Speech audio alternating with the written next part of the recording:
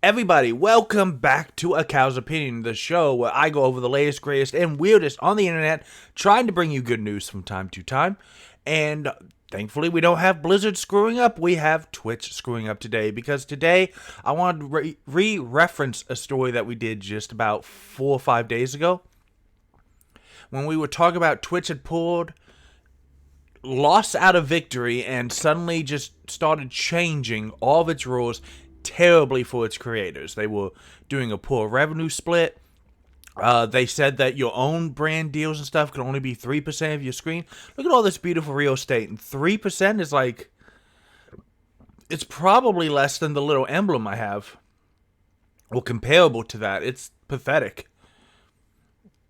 And there was a big revote. Now Twitch is having even more problems because several massive Twitch streamers, we've referenced Ninja, now we're going to look at a couple others, have joined the new rival Kick because they're just tired of Twitch not treating them with respect. So let's get into a little bit, you guys, today. Right now, XQC has signed with Kick, and it is non-exclusive for 2 years and $100 million.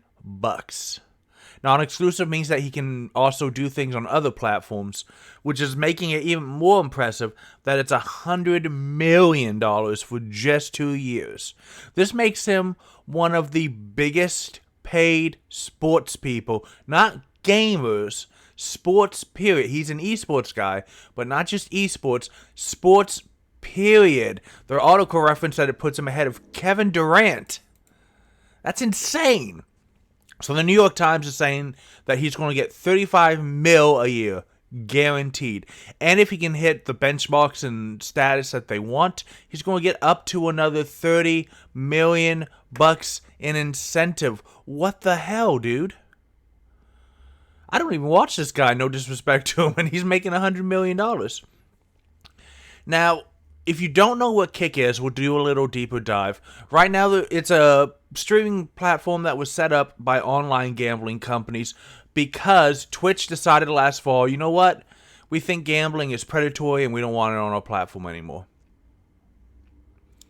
And so the gambling websites that were making money and getting more publicity off of people streaming gambling were like, well, we don't like that. And so they started attracting people because it has more lax rules and a $9.95 rev split for creators. That's right, you keep 95% of the money. That's just stupid. Now, we don't know yet because it's a private company. It's not public. We don't know how much money they make. We don't know how profitable they are. We don't know how much they need. What we do know is that Twitch has chosen the wrong time to try to just crack down on its creators and take more money out of their pocket and make it to where they can only advertise through their official stuff that they want the bigger share on, because Kick is coming for them. We also have these tweets, however, it may not be all roses, who's talking about that Kick is a sham. And that is interesting, so let's click on that. Yeah, conflicting statements. Why would a crypto gambling site act their own live streaming service, and how does that equate to? So yeah, Kick may or may not be the promised land that people are wanting, but right now it's doing pretty well. Now XQC, I've never watched him, but I do know of him. He's did League of Legends. He's done Overwatch. He was even one of my Texas buddies here, because he was with the Blizzard Overwatch esports team Dallas Fuel. Weird name for a team, Fuel. But then got suspended consistently for offensive comments. Went full-time on his content creation in 2018. And because of both his unfiltered shows and the fact that he is very good at what he does, he became most watched streamer by 2021. Last year, revealed the leaks. Let me reference that too, excuse me. There was a big leak of Twitch's finances last year where it showed where a lot of the top creators make and how much they do and how they handle it. And you may remember that because it turned out that Critical Role was actually like the top revenue earner on Twitch last year. XQC did not do so bad himself, though, because he got $8 million from subs on that platform. But he also lost $1.8 million in a single month from online gambling. Oh, that's a lot. Now, of course, the $8 million from subscriptions doesn't count donations, any merch he's got, any product lines he's launched. But $1.8 million in gambling losses is pretty bad, and that may be why, Twitch is like, we really don't want to promote gambling. Now, Kick is not saying he cannot be on Twitch. Twitch has a rule against simulcasting, making it unclear how much time he can give to the platform.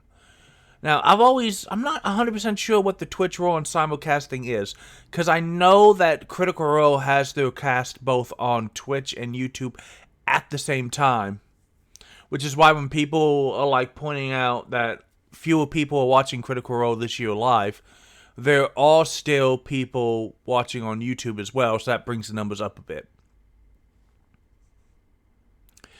And so basically, he tweeted on June 16th, but I also want to point out one other thing, which is Amaroth, the biggest female streamer on Twitch, has also joined Kick, now with a 2-year, $30 million contract. These gambling websites got money, man. They're coming to compete, and they're coming to take everything they want.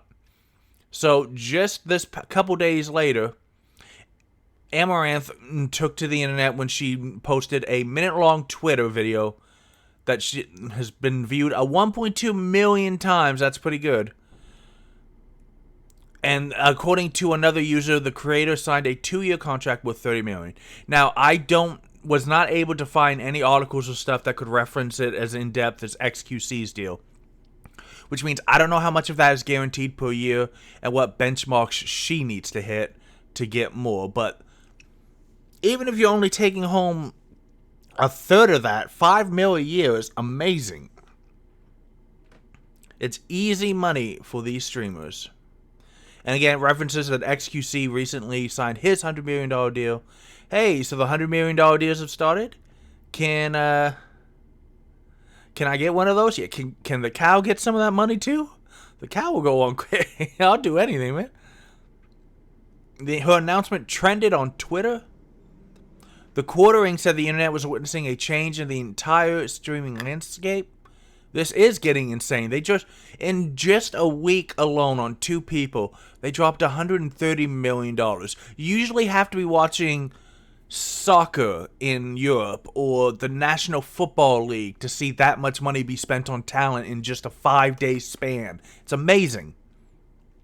And, people are asking if she's still going to do SMRs. People will congratulate her. And you know what? I congratulate her too. Good for you.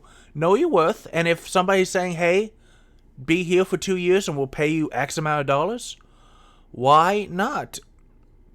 The announcement's been shared on the livestream fail subreddit, not probably as a fail, and one user's comment attracted the numerous upvotes. Easy money for these streamers. They are not wrong. Why wouldn't you?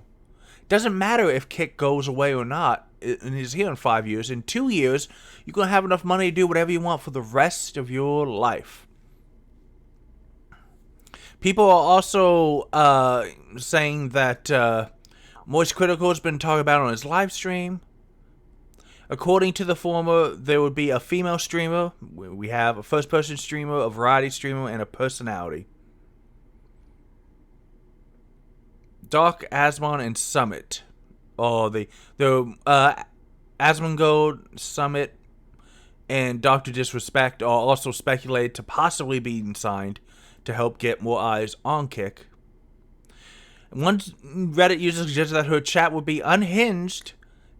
They demand her to show everything because it's Kick where you can do anything. Kick does have, as we've previously discussed on the XQC article, a lot more lax, so she can do whatever she wants. Now, I know that her OnlyFans has been relatively reserved. Chaz will think it's moving tiresome to see her doing explicit things. I don't think she is. She's been talking about how she wants to have that be less and less of it, just because she's noticed that when she's not doing it, her chat is more well-behaved. Forza getting closer and closer to becoming the face of Twitch simply by doing nothing but playing Minecraft for 6 hours a day. Oh, you gotta love it. And some of the more pertinent responses. Be honest, how much of a bubble is the streamer economy? Are these people really making that profit? How is it sustainable? What's the return of investment on these deals? Wouldn't it be better for Kick to buy like 100 medium streamers for 1 mil each than buying the best ones for 100? 100 medium streamers who average like 2 to 3K is more. It could be Mixer 2.0, and we all know how that. And then we'll talk about how she comes from Houston. Blah, blah, blah, blah, blah. Played 148 games, blah, blah, blah. Good for her. Good for both of them. Now, that is the concern that I want to discuss, which is this Mixer? As we all remember, a couple years back, Mixer signed a bunch of deals, made a big splash, and then nothing. They could get a decent number of people to come watch their big personalities. They could not get it to translate into enough revenue to keep the company going. They could not get it to translate into... What's the word I'm looking for? They couldn't... Momentum. They didn't have the momentum. And that's unfortunate. And it just ended. And, you know, the streamers got their money, but the platform failed. So is this the next Mixer? The answer is, I don't know. Gambling websites have an infinite pile of money that they can throw at this stuff. They can literally run it non-profitably for years without having to break a sweat. Now, there were some good ideas in the other one, like do stuff to attract the medium streamers. I mean, I understand that someone like XQC or Amaranth are going to have like 10,000 easy. But if you get 100 people who each have 2 to 3K easy, that's more viewers and more unique viewers that can help you. So maybe they should think about that as well. I also want to point out that Twitch is having this problem. YouTube is not. YouTube, even though it does live streams and broadcasts and stuff, YouTube has the unique position of being more of a content library than a live streaming. And they do it very well.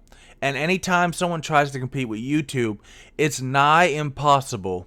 For the simple fact of the matter is that YouTube has decades upon decades worth of content just waiting for you to find it.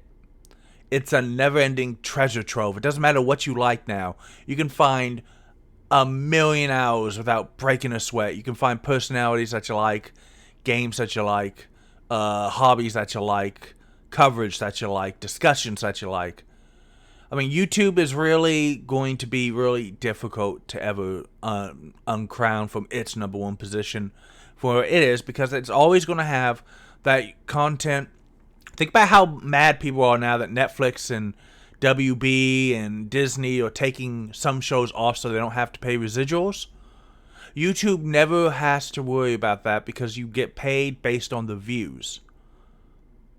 So YouTube doesn't ever have to take anything down.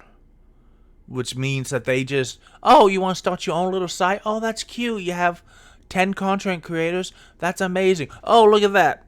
I just had 100 hours of content posted in the last quarter second. So we just had more content than all 10 of those people are going to make in a month. Whatever. So guys, let me know down there what you think. Is this a bubble? It may be a bubble, but again, this time it's being backed by some very big gambling companies. Gambling companies print money. There's a reason why the saying is the house always wins. They print money, and they're just going to keep doing it.